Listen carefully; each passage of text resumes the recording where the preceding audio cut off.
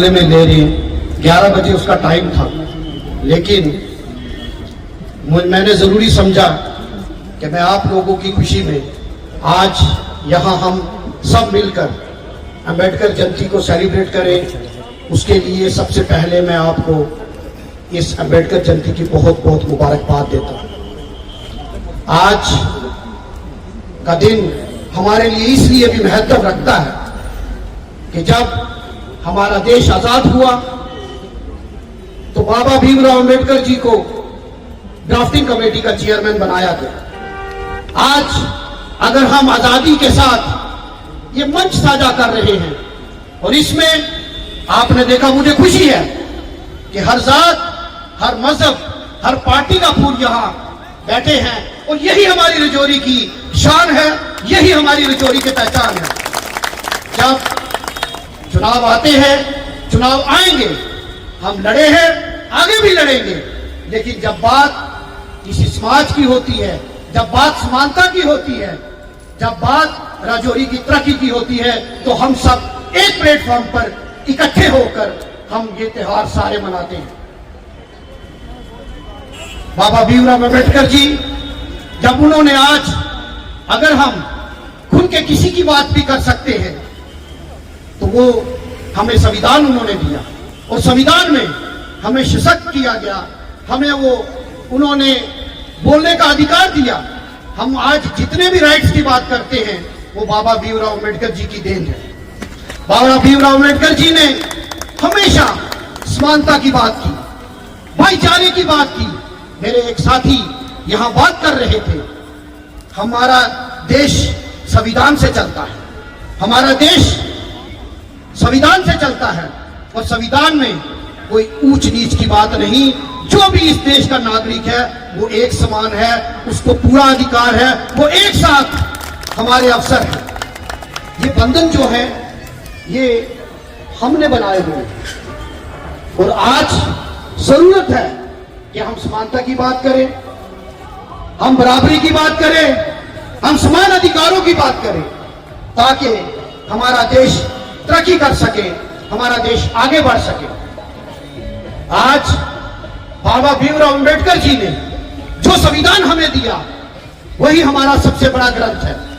As MLA मेरे लिए, मेरा कोई मजहब हो सकता है, लेकिन एज एमएलए मेरा मजहब क्या है? मेरा संविधान ही मेरा सबसे बड़ा वो है और मेरा कर्म जो है वो इंसानियत, मानवता है। इसलिए मैं आपसे कहना चाहूंगा कि हमारे यहाँ आज भी समानता के लिए हमें लड़ना है।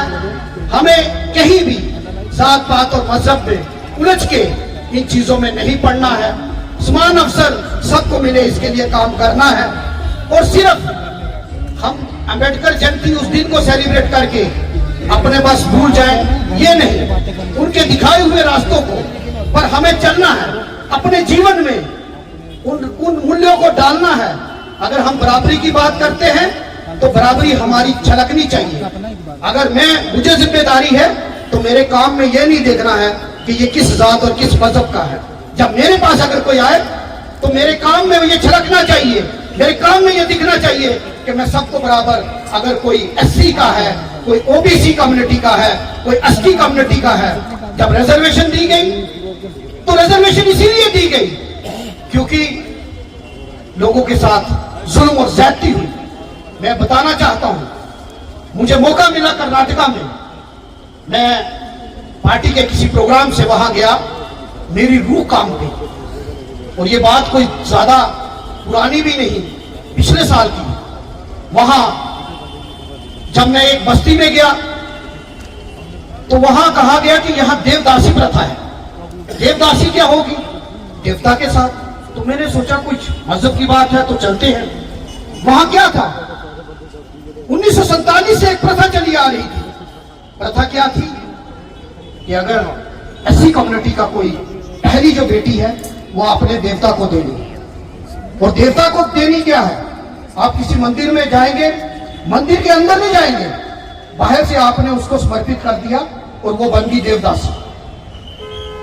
और देवदासी का मतलब ये हो गया कि कोई भी किसी भी जात का हो, मैं वो लफ्ज यहां इस्तेमाल नहीं कर सकता,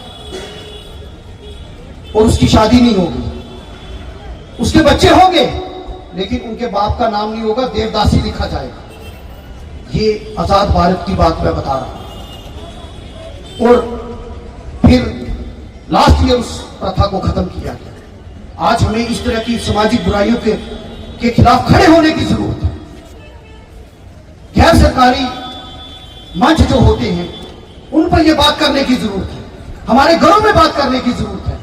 बराबरी सिर्फ कहने से नहीं आएगी, बराबरी देने से आएगी, बराबरी प्यार देने से आएगा, बराबरी साथ बैठ के खाने से आएगा, बराबरी आप जब शादी ब्याह फंक्शंस उसमें जब आप लोगों को बुलाओगे तब बराबरी आएगी। हमारी रजौरी का तो हमेशा इतिहास रहा है कि हम सब मिलकर, चाहे वो किसी भी जात का मजहब त्योहार हो, किसी भी मजहब का हो, हम दिवाली भी एक साथ मनाते हैं, हम ईद भी एक साथ मनाते हैं, हम बैठकर जयंती भी मनाते हैं, हम श्री गुरु रविदास सभा का शोभा यात्रा भी एक साथ निकालते हैं। तो यही हमारी परंपरा है।